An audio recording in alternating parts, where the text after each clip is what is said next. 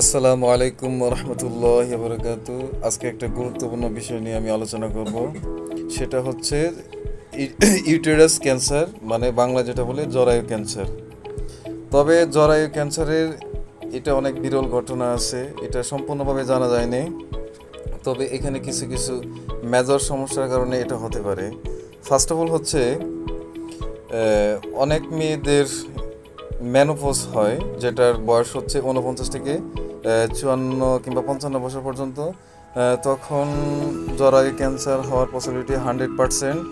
অনেক সময় দেখা যায় 11 থেকে 12 বছর ছোট বাচ্চাদের মেয়েদের যাদের ব্লিডিং মেনস্ট্রুয়েশন ব্লিডিং হয়, তখন তাদের শারীরিক কারণেও ইউটেরাস ক্যান্সার হতে পারে। যাদের হাই ব্লাড প্রেশার আছে, উচ্চ রক্তচাপে যারা থাকেন, তাদের এই জরায়ু ক্যান্সার হতে পারে। তারপরে কিছু কিছু জিনগত সমস্যা থাকার কারণে তাদের এটা হতে পারে। এস্ট্রোজেন হরমোন যখন কমে যায় তখন জরায়ু ক্যান্সার হতে পারে।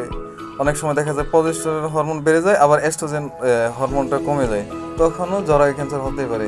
অনেক সময় এন্ডোমেট্রিয়াল এরিয়াতে এই ইউটেরাস ক্যান্সারটা হতে পারে।